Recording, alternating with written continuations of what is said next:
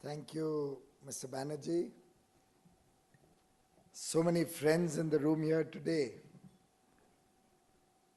I would love to acknowledge each one of you, but truly a delight to once again engage with captains of industry, people who are genuinely looking for a better future for the country, concerned citizens, think tanks, critics, which I welcome, by the way, ladies and gentlemen. Of course, I've been up since 5:30 in the morning with yoga celebrations. And you know what time I normally get to bed. So I'm really sleep deprived right now, so if I do goof up on something, so therefore for a change I've kept a paper with me. I normally don't like to refer to too many papers, but I'm looking at a new department, a new subject. And at times I think it's a great opportunity that Prime Minister Modi is giving each one of us to hone our skills in learning newer areas, newer subjects, because a fresh perspective is often required when we are looking at different subjects that concern business, industry. Possibly over a period of time, if I was to remain in power, I would get too much into my own way of working and thinking and would stop accepting fresh perspectives. And therefore this regular change has helped me evolve over the years, and I do hope in the opportunity that I've got in commerce and industry, I'll be able to bring some fresh ideas to the table, work with you closely. I saw the wonderful book that you have prepared, The Agenda for the New Government, Accelerating Growth, Creating Livelihoods, Building Competitiveness. Very aptly put, it could as well be my vision statement for the ministry. And you've covered several subjects that relate to areas in my domain, about which I'll briefly touch. But before we get down to the brass tacks of the agenda of new government, since it's Yoga Day, if you take the translation of yoga in Sanskrit, it is jodna, to join together. And I must say, and I said this in my last interaction with CII before the elections, that CII has genuinely played a very, very important role in joining the government and trade and business and commerce over the last many, many years, particularly the last 5 years. And I do wish to continue this engagement, continue this relationship with all of you, so that I can learn from you, I can benefit from your wise counsel, I can continue to bounce off ideas with many of you. Some of you are familiar that my office very often comes up with a last Janmeja has been witness, subject to that. Vinayak has suffered me a lot, where I call up late night and say that before dawn tomorrow morning we want to present a new thought on a particular subject. But I must say, never once has anybody ever let me down. Never once have I found anybody wanting in their desire to serve the country, to contribute to the work that we are trying to do. So a big thank you to all of you. And I hope we can continue to work like this in the years ahead. It's been 20 days in the new ministry. 20 days, someone can say is a short time, but I think is good enough time. It's been good enough for me to get a little bit of a hang of the hangover that I've inherited. There were certain issues that needed immediate attention on which we've got cracking. And I can assure you that you will find in its second term the Narendra Modi government even more charged up, even more enthusiastic to fast track the pace of work that we did in the first 5 years. Of course, 5 years ago we had inherited a very, very delicate economic situation on the macroeconomy, we had serious concerns, serious lack of confidence in the whole system. Fortunately, this time around, we are coming from a position of strength, a good mood across industry, a good mood across different sectors, and of course, certain concerns also. And very often we are grappled with this dichotomy of whether we push those concerns under the carpet or we let the law take its own course, and obviously that means there will be some uncertainties, some problems for a set of people or companies which are completely beyond our domain.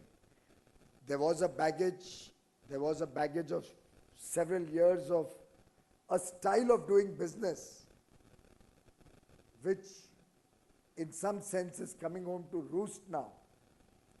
I do hope at the earliest all of these old issues can be behind us so that we can fast track the work that we are trying to do.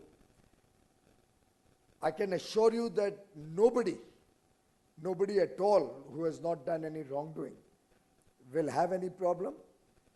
But at the same time, those who have indulged in wrongdoing, I can equally assure you that there will be the strictest of action, because truly, that's the only way we can change the culture and mindset of this country.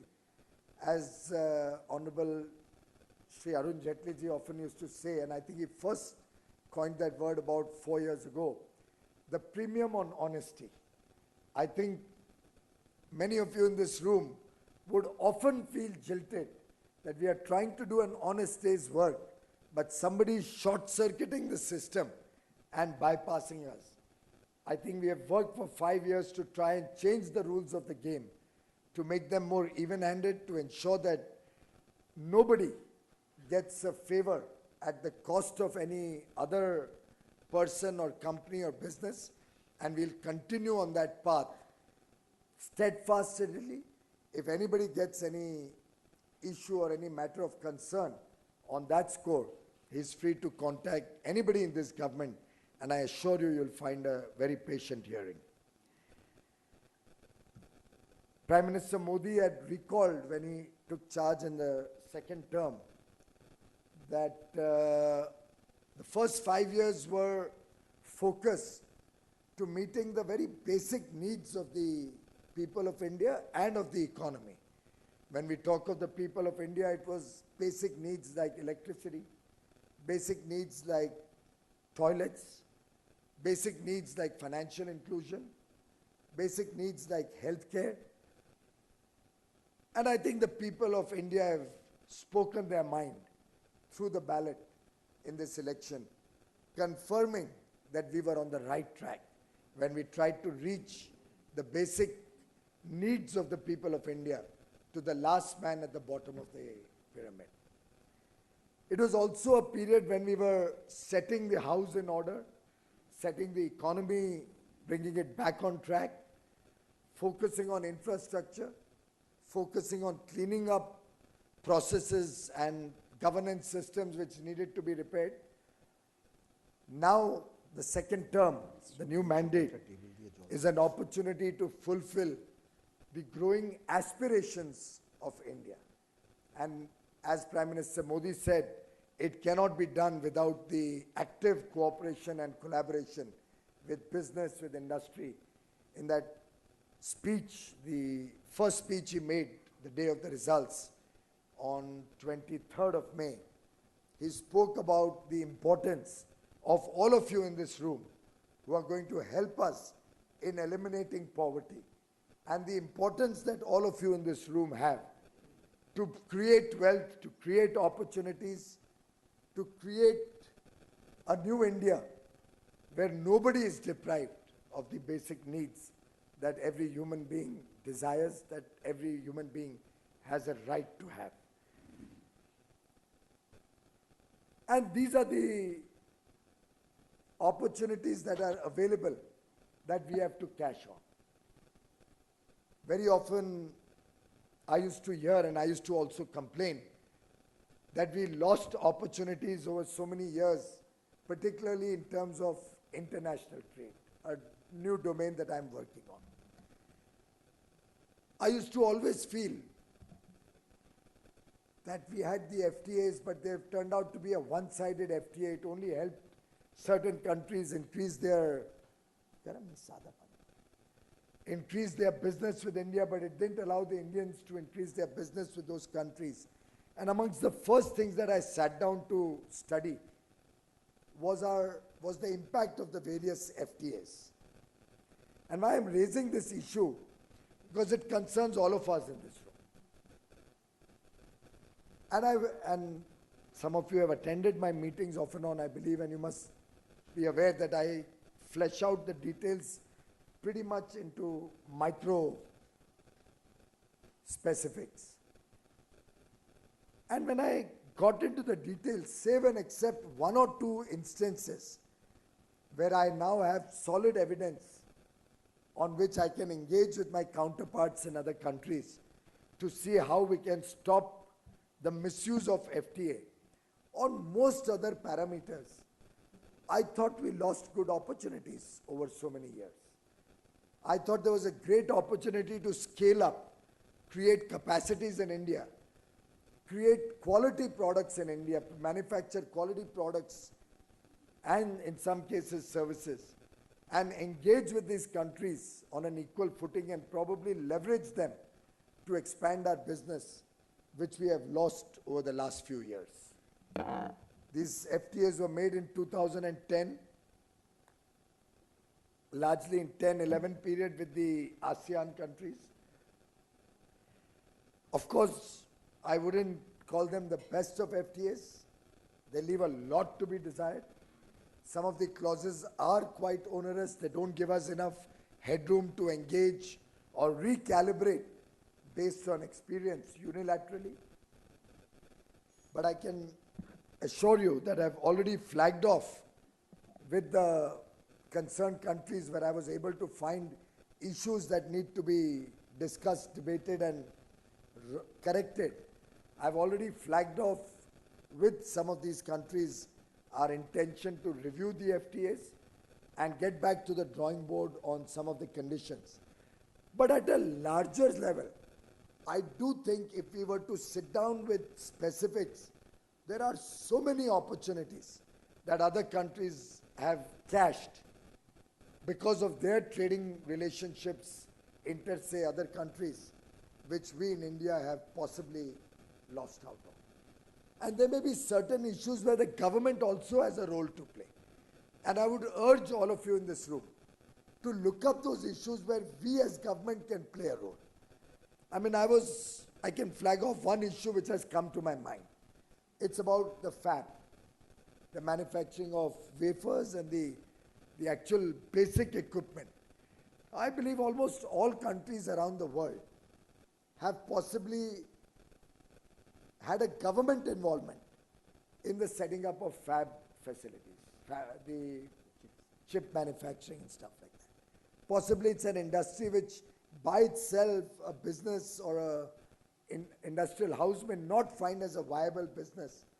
And we've lost huge opportunities. Probably sometime in Chandigarh or somewhere I hear that an effort was made, but badly managed and possibly went sick even before it could produce the very first piece of wafers out of that plant. But if there are areas like that where government needs to play a more proactive role, I would urge all of you to help us understand that and engage with us so we can look at what we can do so that the root cause of our inability to cash in on these FTAs can also be addressed.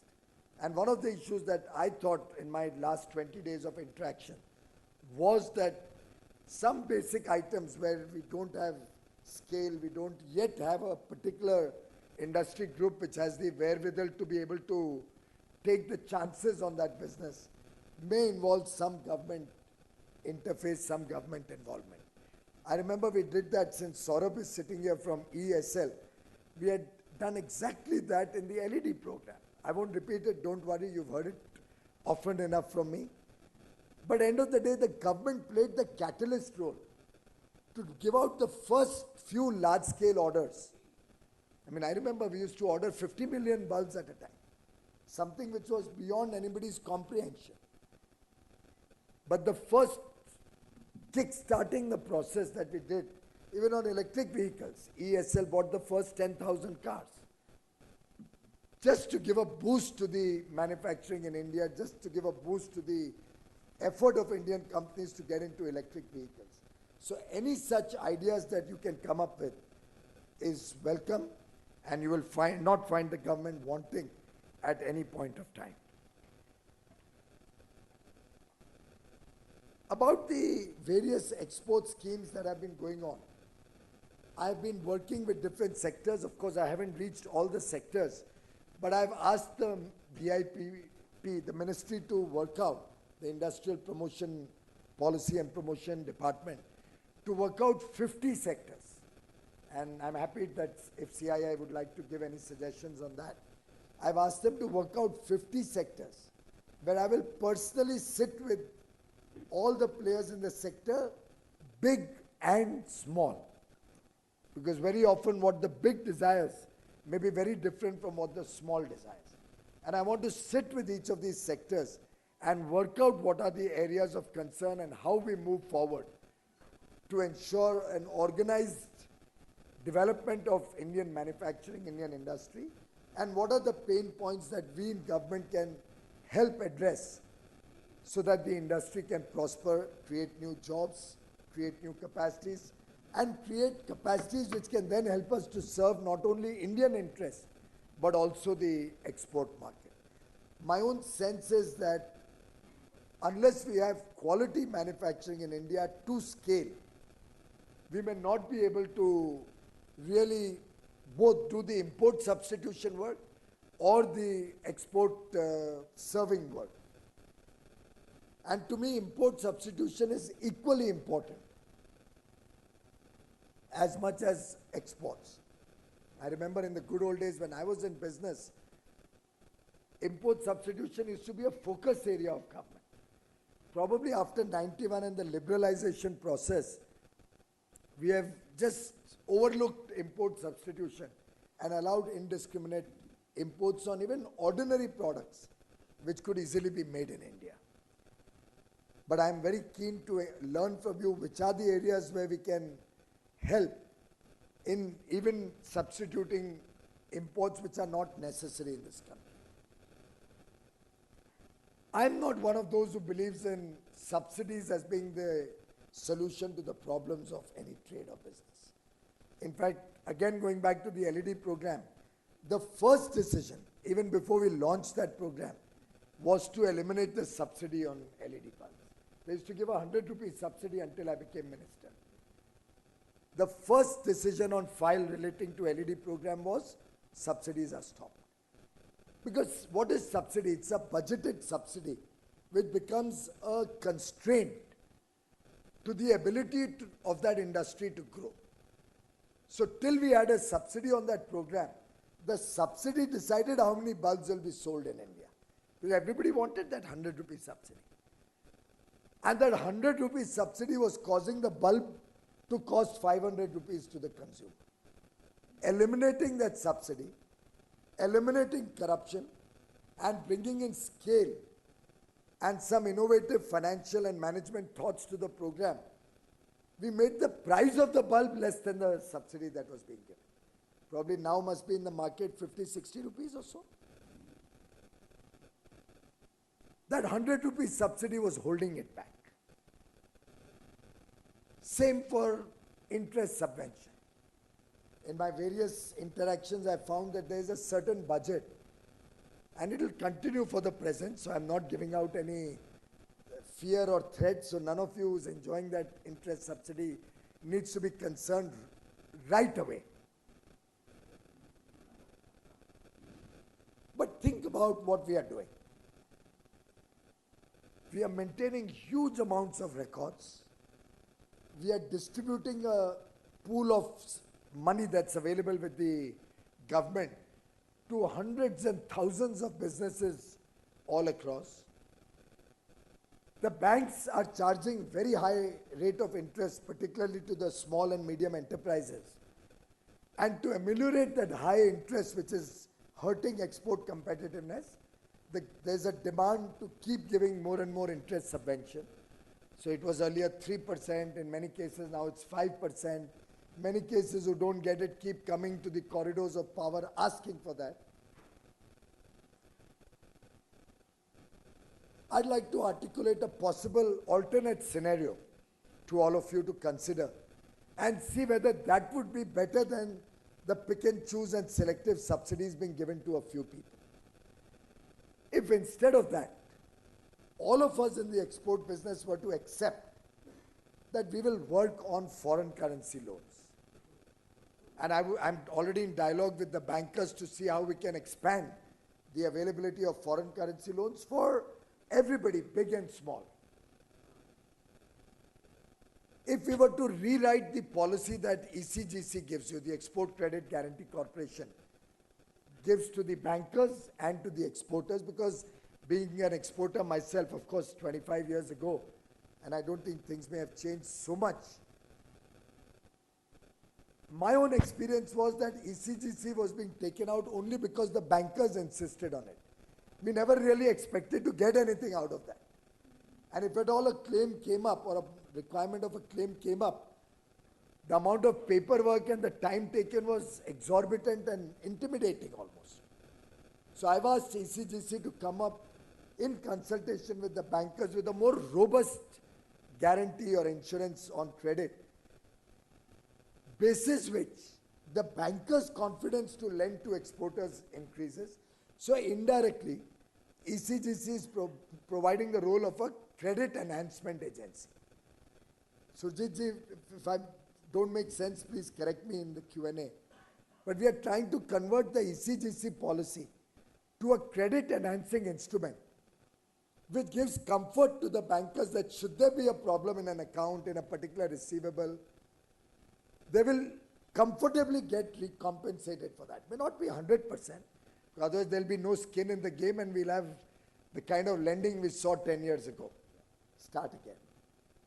So there will be some skin in the game of the bankers also, possibly of the exporter also, to ensure that they are dealing with good clients and good borrowers.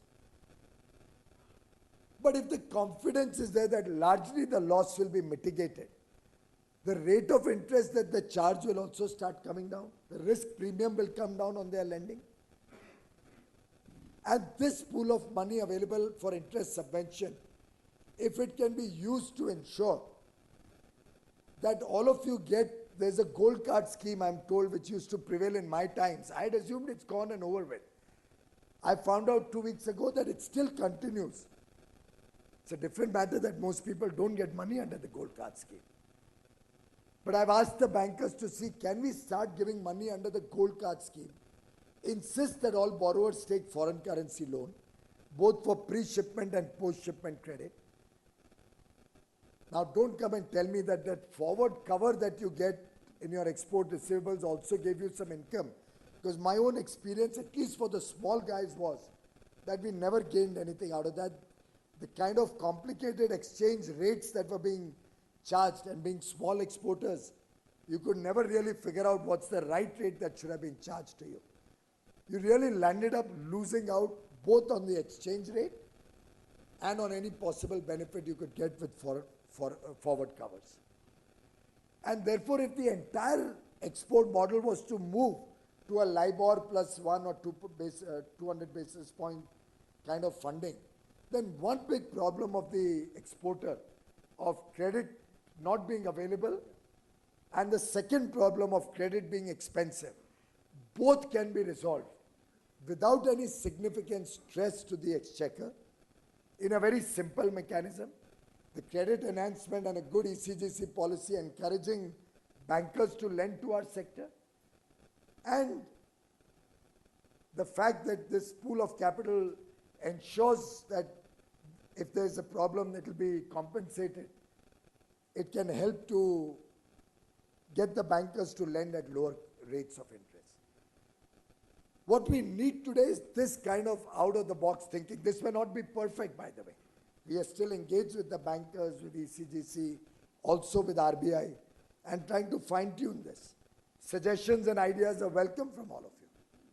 But give us this kind of macro ideas, which are not industry specific necessarily, which are not always company specific, or don't look at it in a silo as what helps me. Let's try and bring the competitive edge to Indian industry as a whole. Whether it's through the cluster approach, we've been working actively to work on the refund of state levies through the ROSL scheme, ROSTL scheme, state levies and taxes. The MEIS scheme has cases going on in the WTO and may, going forward, have to be re-looked at for better, with better ideas, with better frameworks. Considering all of this, I would urge each one of you to go back to the drawing board, see what are really the pain points that industry has, and what, in your opinion, would be an industry agnostic way to sort out those problems. Now, if I give export credit at international rates, it's completely aligned with the WTO framework. There won't be any problem in that. If I give the ability to import raw materials for your exports, there won't be any problem with WTO. So, for example, I'm talking to the steel industry and asking them to give material to our exporters at their export price. So if Baba Kalyani, through Kalyani Steel, is exporting a particular steel at $300, maybe the import price with insurance, freight and all may be $340. But I'm requesting the steel industry that if you're also exporting, give it at the export price to make our Indian exporters competitive. And the advance authorization that the small exporters get, which they are otherwise unable to use. Being small exporters, if they need 5 tons, 10 tons, 20 tons of steel, they're never going to be able to get it competitively, even internationally, with that advance license. But if that advance license is written down to Baba Kalyani by that exporter, who gives him the steel at an export price, Baba can use that advance authorization to maybe source his nickel or whatever else can help him become more competitive as raw material. And whether we can work together through the value chain of industry and help each other become competitive. If we work with that dimension in mind, then solutions will be far easier to reach and accept. I recently had an engagement with the e-commerce and the financial companies, the IT companies, on several issues of concern that have been in the public domain. We had a very free and frank exchange of views. And I didn't get up from the meeting, they ran out of questions. 5 hours? And even at that time I said, I'm still here. But there were no more questions in the room, so we wound up the meeting. But I do believe that a lot of concerns which were in the air, but were not necessarily true, which came on the table that day, to some extent got sorted out. Several more, we've received some queries on paper yesterday, as per the deadline. Thursday evening they were to give it. We got it on Thursday evening. We are forwarding them to the Reserve Bank of India, and hopefully we are requesting them to come up with a set of FAQs or clarifications which will once and for all set at rest some concerns. Now, every time you're not going to get 100% resolution the way you want it. It's not my way or the highway, both sides.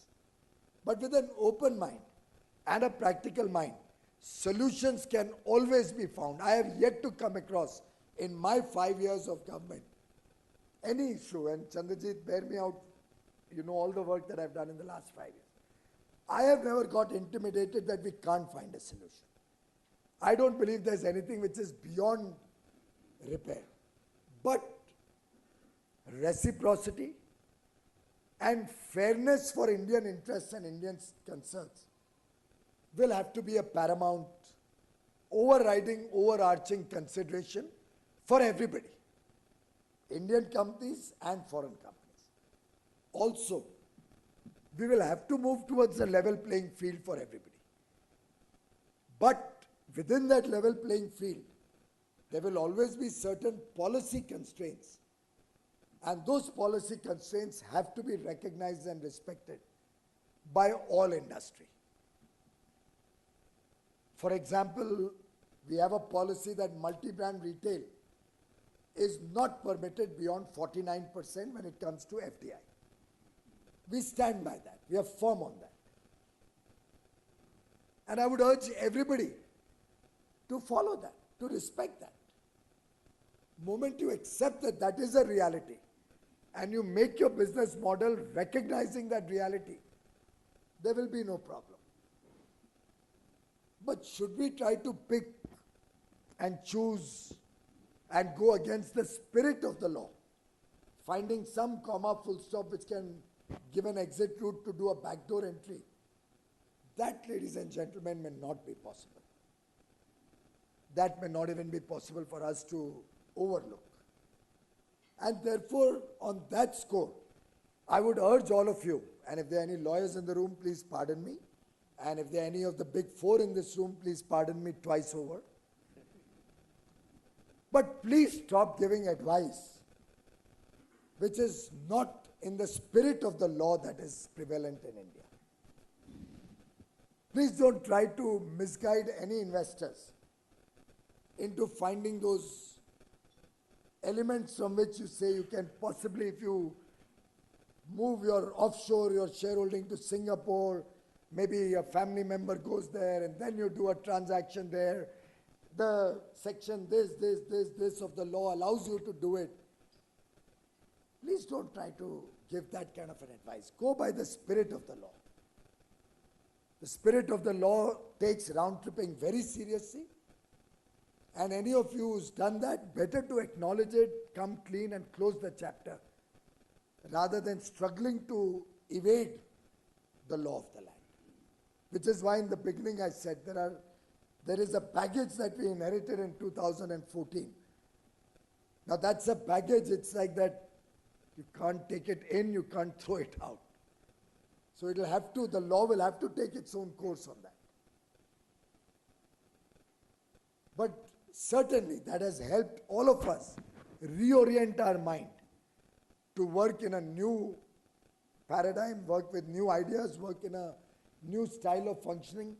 And at least I would imagine the people in this room would be happy to engage with government, happy to engage with the authorities, happy to engage with regulators and policymakers in that spirit of a new India, an India which on the one hand as New India meets all the aspirations of the poor and the middle class of India, but the second leg of that New India is a corruption-free, honest India, is an India where everybody gets an equal opportunity, is an India that engages with the world on equal terms, not from a position of weakness.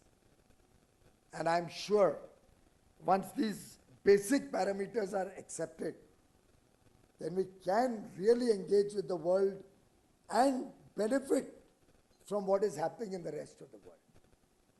I've also been trying to study why we are not getting a benefit of the opportunities that are there right in front of us.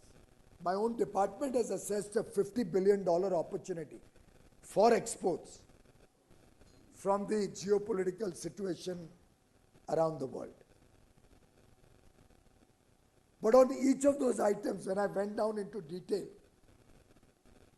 largely the issue came up about capacity and about quality. And of course, when I discussed with each of the industries sectors, I'm going to raise these issues. But I would urge all of you to see the big opportunities that are there on the table, and irrespective of what happens going forward, the problems of today have at least shaken businesses around the world enough to look at alternate destinations. Let us work together to see how India can be that alternate destination. We have an open mind. We'll look for ideas coming from all of you. We'll try to see how we can get out of the silos of working that very often are to the detriment of growth. On the banking side also, I think the Reserve Bank has been trying to push down rates. Good borrowers may be having probably a better time with lower rates. Borrowers with stress may be facing certain difficulties. There's been a new circular that Reserve Bank has come out with which opens an opportunity or a window also for those with genuine stress to find resolution of their problems and move forward. I hope you will engage with your bankers and see how you can benefit from that. But the long and short of it is that India will have to move towards engaging with the world in a more open and transparent manner, in the spirit of equal competition, where our quality and our price competitiveness will help us get the edge, not necessarily just government SOPs, not necessarily just government interventions, because I think the world is moving on. The choice is for all of us to decide whether we want to move along with the world, whether we want to move forward with the world, whether we want to bring the best of technologies to serve the consumers of India, to help the common man get goods and services at affordable prices of the highest quality, or we are going to look at only our personal and sectoral interests rather than looking at the larger interests of the country as a whole. I have no doubt in my mind that each one of us is truly concerned for the nation as a whole. I have no doubt in my mind that each one of us is proud that our contribution, that your contribution has helped us take toilets to the remotest corners of India, has helped us take electricity to the poor of India, has helped us ensure availability of electricity at affordable prices for the poor, the cost of which some of you are bearing through cross subsidies and cross pricing.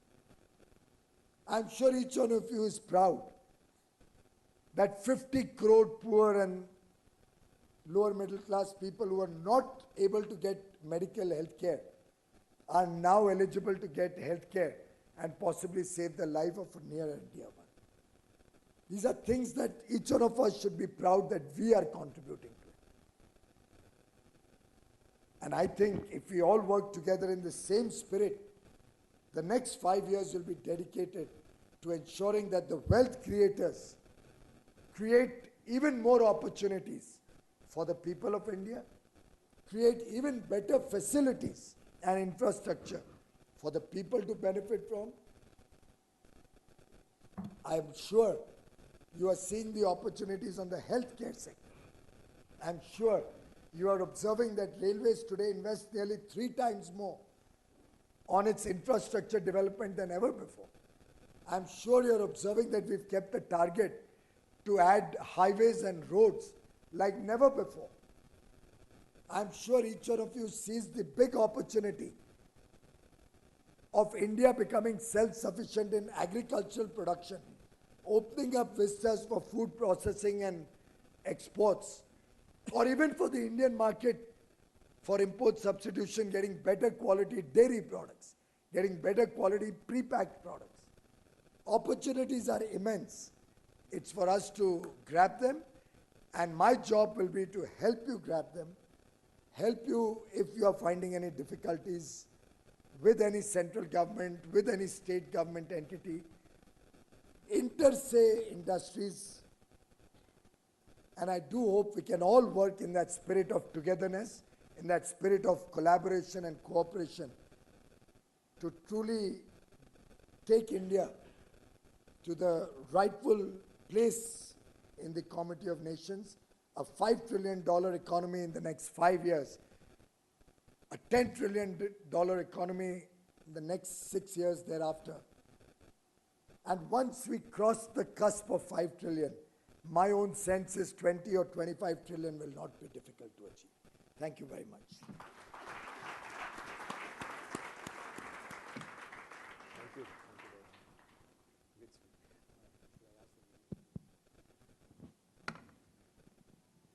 So thank you very much. This was a phenomenal speech, actually, I must say. You covered so much of ground, so many subjects, and you gave an impression of a huge opportunity that lies for each one. And thank you very much for really offering to partner and listen and also work with you under your leadership to make that vision, vision which is extremely practical, the way you spoke about, possible. I wouldn't like to really stand in between so many people who would like to engage with the Honorable Minister in the course of the next few minutes, and would really love to open it up to the floor. But before I do that, Honorable Minister had promised a closed-door interaction, free, easy interaction. I'll request the members of the media to now please let us have that opportunity with our Honorable Minister.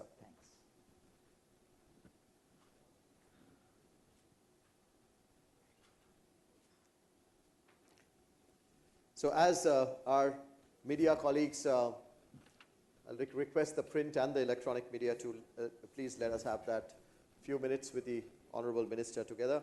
So I'll open it up for questions and for some suggestions from the floor. Yeah.